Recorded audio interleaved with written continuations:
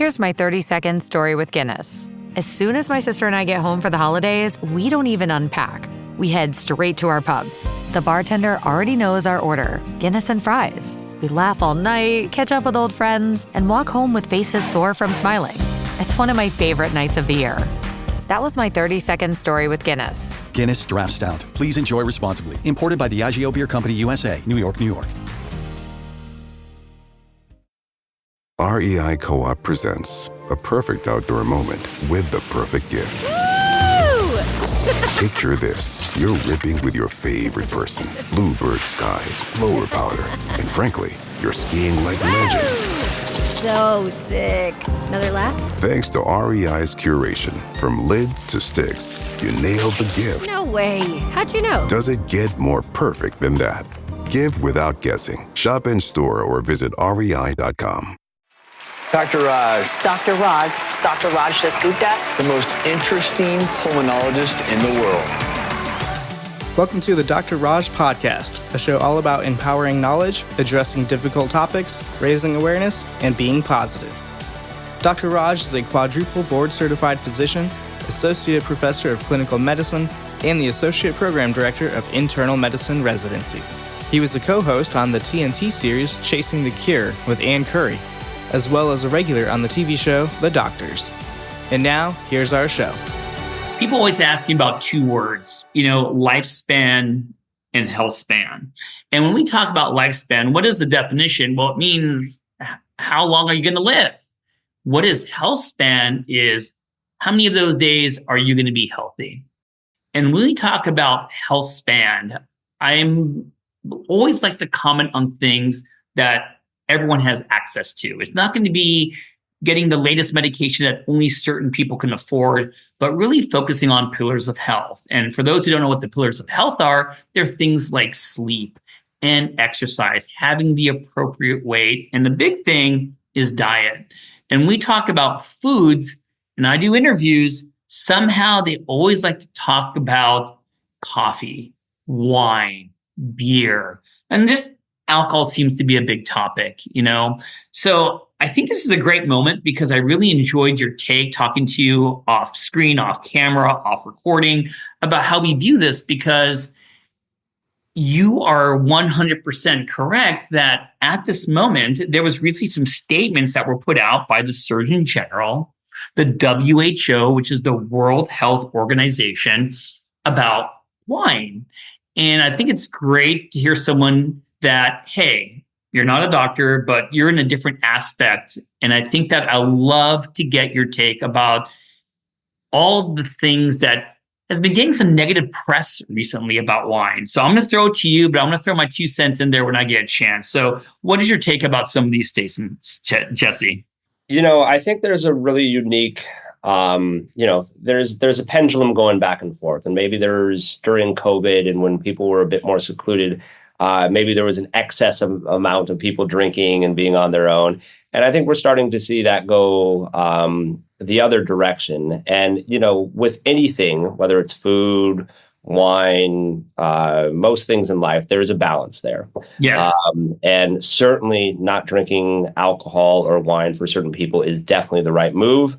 This is, there's absolutely reason behind that. But I think my issue with what the World Health Organization, what the Surgeon General has come out with, and like World Health Organization, remember, these are the same folks that created the food pyramid, which was a fast track to becoming obese. And so there's a lot of, in my opinion, bias within the study that they came out with and rejecting some of these other elements like the cardiovascular health that we've seen. We've all heard about the French paradox of these areas that have wine as part of their daily diet, that have much better health outcomes than we do. And so I think just labeling alcohol, and in particular, I would subdivide that as wine as a poison. There's a lot more nuance within that. And wine has been used in cultures as part of people's daily diets for centuries. We have great sample size of European nations that have certainly had this. And so I don't think we need to look at these unique studies that is, in my opinion, not looking at what their diet is what the other factors, their sleep, to your point earlier, their stress level, their exercise. And I don't know how you could kind of, there's a lot of noise in that data and not focus on this other elements that we have certainly seen health improvements through moderate wine consumption in particular. I can't speak on any of the other alcohols, but moderate wine consumption at the end of the study shows that you actually have a longer lifespan.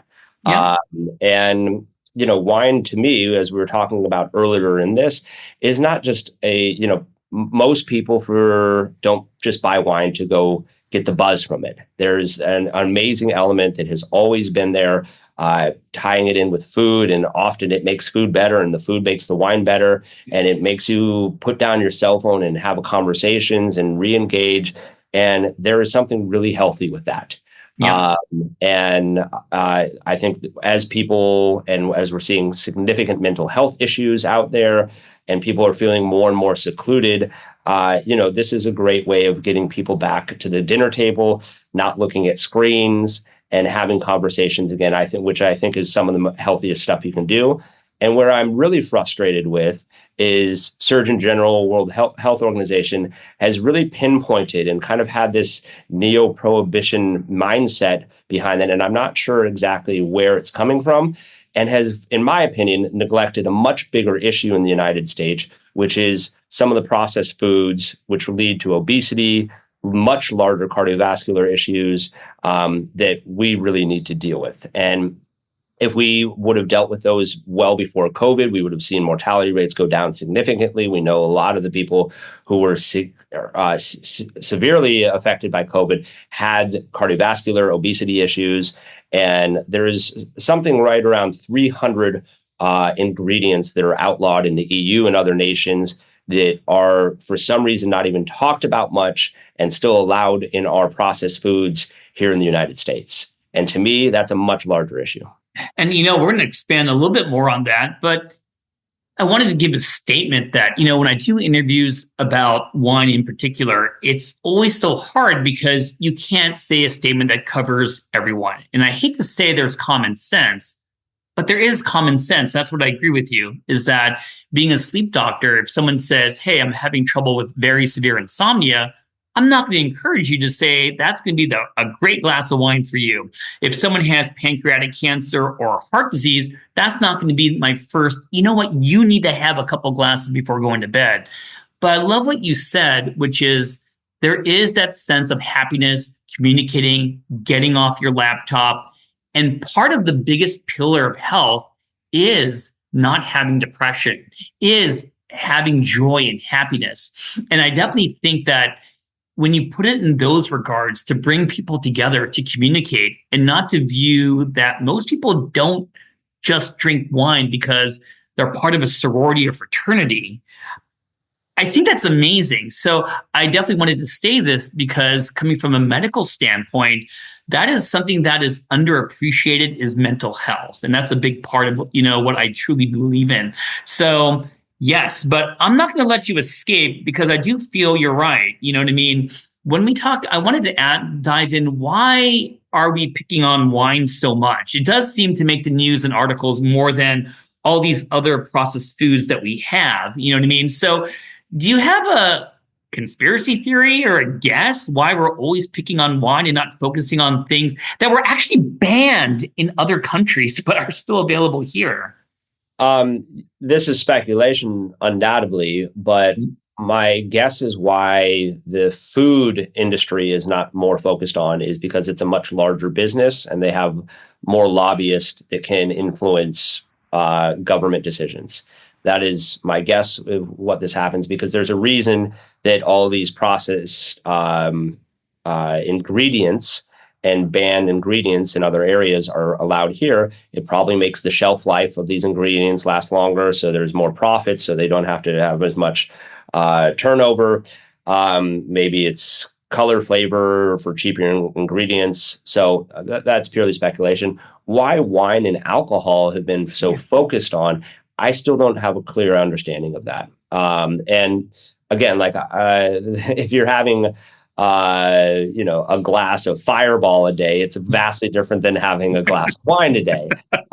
So I want to I feel like there should be a whole different conversation, because there's a lot of ingredients in wine, a lot of antioxidants. There's a lot of pieces of wine that are really beneficial. And I'm not telling everyone to drink a bottle a day or a glass or two a day. We've seen, like in the blue zones, have such a long lifespan behind them. 4 out of 5 have wine as part of their daily diet in there.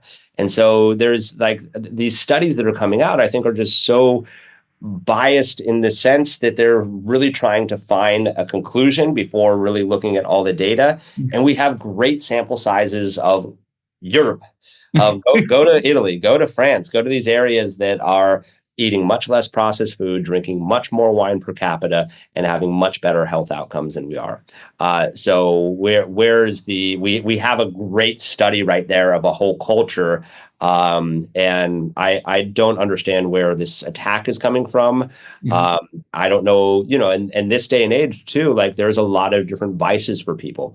The alcohol is one. But if you want to drink your cannabis drinks now, or your mushroom drinks now, and moving from smoking cigarettes to vaping, I don't know how much healthier that is. And so I think there's a lot of confusion and noise. And unfortunately, the United States seems to be a culture of trends and fads.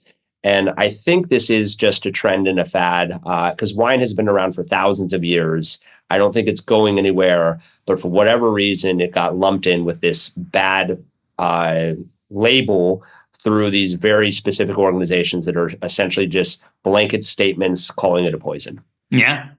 You know what we're going to do after this? We're going to make a Netflix documentary. I'm ready. Because I'm telling you, I love these things like Blackfish that are very, they're eye-opening, and realizing the wine industry in this. Okay, so I'm going to go pitch it. You're good with it? I'm here for you. Yeah. Okay. And I can get a lot more intelligent people to get some better data than I have for you right now. But just off the top, like there is something there. And hey, this might turn into a whole conspiracy. Yeah. Because I don't know where this is all coming from. Well, this next question is not about conspiracy, or maybe it is. Maybe it is.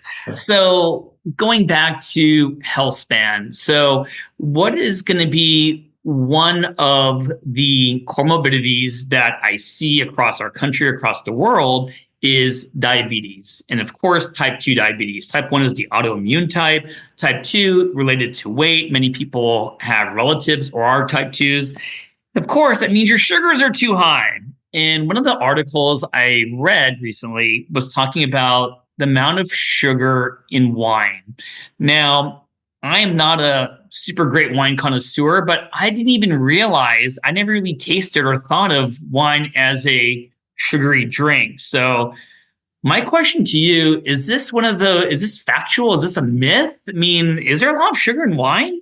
No, this is another false narrative in wine right now. And 100% of the wines that I make have less than 1 gram of sugar in the entire bottle.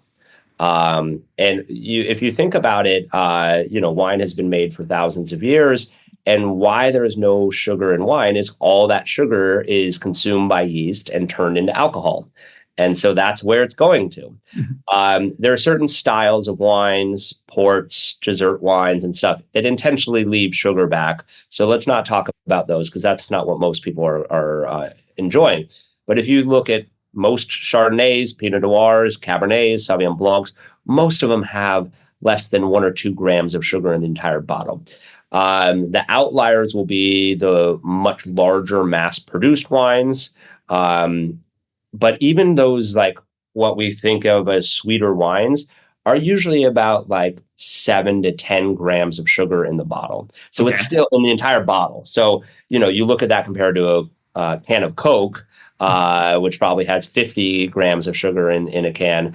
It's even on the sweeter wines that are mass produced and maybe have more additives. It's much less than that. But most wines, especially if you're looking at these wines coming from Napa, Sonoma, some of the great regions within here, are there's no sugar. It's really not an effect because that sugar is what we is consumed for alcohol. Yeah, and I'm just going to add on to that by saying, why are we picking on wine again? Because I think the biggest thing, I just did an interview with about energy drinks. And, I don't want someone to come after me. I'm not against it, but there's a lot of sugar in there. If you're talking about my patients with insomnia who have trouble sleeping, it's a big thing. So I think that one of my last questions I'm going to ask you before we go into this Q&A you promised me is going to be, it's always good to talk about you. So when we talk about how many wines or how many glasses, or do you have a glass of wine before going to bed a night, or what is your kind of regimen and what is health to you? So are you like super healthy? What's your diet like? Yeah. So I try to be as active and as healthy as possible. I am in an industry that usually I have the great fortune of getting to work with these amazing chefs on a consistent basis. So I am around a lot of rich, bold foods quite often. So I know that about my career, and so I have to have some level of workout diet. And when I'm home, we often will have at least a glass of wine, maybe 2 glasses of wine every single night, my wife and I. But it's usually paired with food at dinner. And we eat dinner on the earlier side of things because we also have a 2-year-old. And I'm a farmer. I'm getting up early most mornings anyhow. And so we'll have that around, 5:30 or 6 p.m. Yep. And then we won't drink after that. Nice. So we're not drinking right before bed. Good for you. There's certain weekends where we're with friends and we're having wine till much later than that.